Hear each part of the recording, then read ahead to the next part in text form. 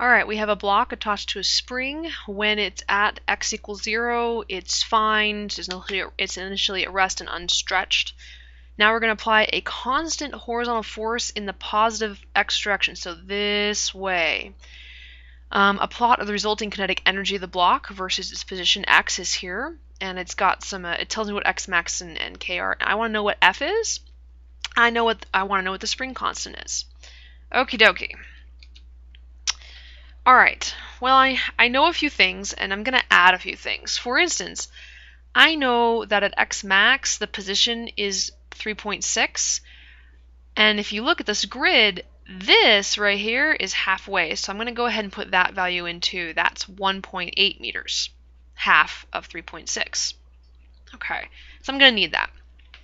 Alright, I'm also going to need a couple of equations. I just want to have them kind of sitting here ready for me. The first is the potential energy stored in a spring is, well, the change in potential energy of a spring is k over 2 times final position, squared, not second, there we go, squared, minus initial position squared. But my initial position in this case was the equilibrium position, 0, so I'm just going to get rid of this last bit here. Okay, it's a 0. In which case, I could say that the potential energy just stored in the spring is equal to the change in potential energy since it started from 0. So I'm actually going to whittle this away and say the potential energy stored in a spring is k over 2 times the distance it's been stretched squared. Okay, I'm going to need that. I'm also going to need the fact that the work done by an applied force, I'm going to put a little a on it, is equal to the force that I'm applying times the distance it got applied. So x minus x naught. Again, x naught was 0. So I'm going to erase that bit and just leave it as F times x instead. Okay, there we go. Because the force that we're applying is in the positive x direction, and this is moving in the positive x direction, so they're in the same direction. I don't need the cosine. Okay. All right, let's look at a couple of places. I need to look at 2 places because from what WebAssign asks me, if you go look, it's asking me for 2 things. That kind of screams at me, I'm going to have 2 equations and 2 unknowns. So I got to go looking for my 2 equations. Well, the first one I'm going to look at this center point right here. At that center point, I know that I have a certain amount of energy, okay? And that energy was given to me by pushing, okay? I only got one place for the energy to come from, and that's from me pushing on this thing. That's my applied force. So I know that the total energy of the system is going to be the work that I put into it, the applied work, okay? And that has to equal, well, there's only two kinds of energies here. I've got the kinetic energy, and I've got the potential energy stored in this spring.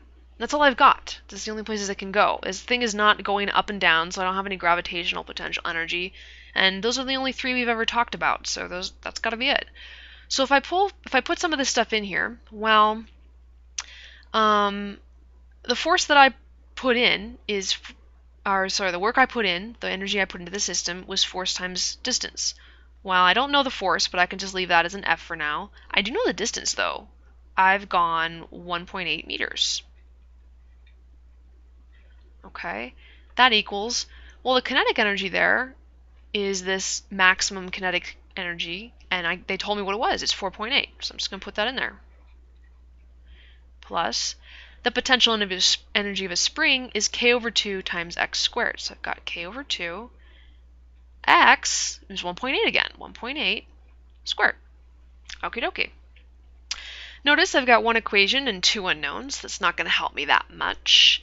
Let me go ahead and reduce a few things just so that I'm ready for them later. Let's see, I've got, over here I've got 1.8F.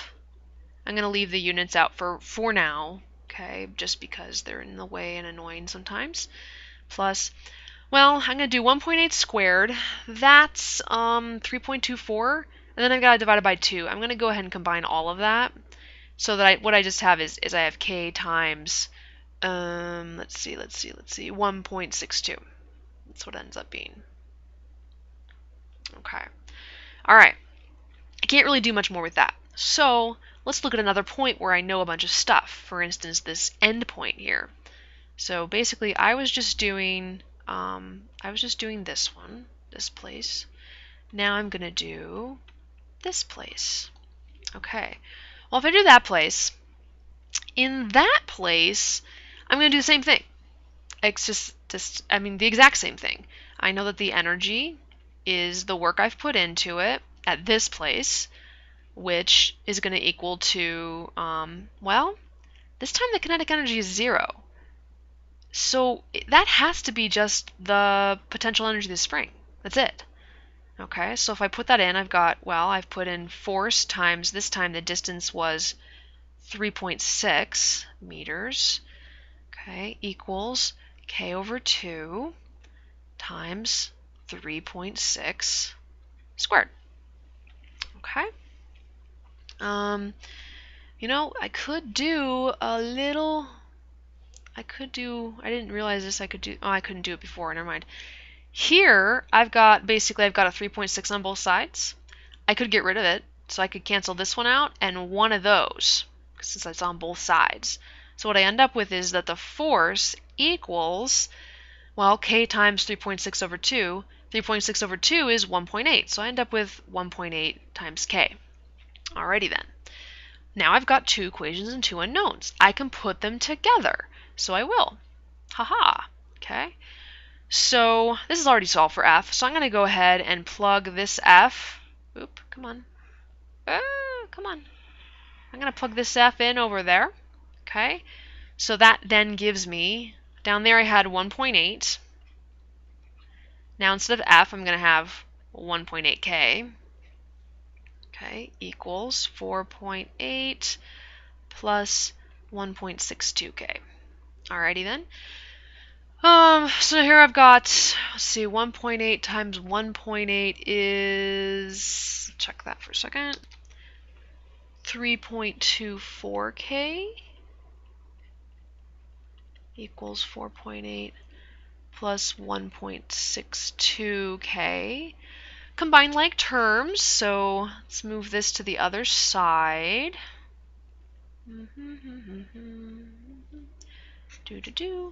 And I end up with, let's see, 1.62, okay. Ha, that's funny. That's half of that. So I end up with 1.62k equals 4.8. Solve for k, and I end up with k equals 2.96. There's more, but you have to round somewhere, and yeah, I really should have rounded. Never mind. Yeah. Newtons per meter. That will give me the answer to B, actually, not A.